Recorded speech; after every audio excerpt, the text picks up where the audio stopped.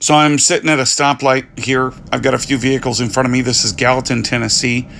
And right here, you're going to see a flatbed truck with a Corvette on it. He's obviously not paying attention. So to avoid rear-ending that vehicle behind me, he goes whipping by me.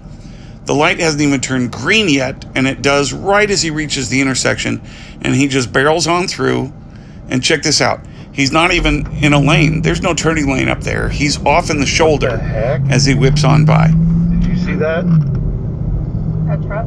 Yeah, that truck with the flatbed with the Corvette on the back of it. He went totally next to us, all the way around. What is that, an emergency Corvette delivery?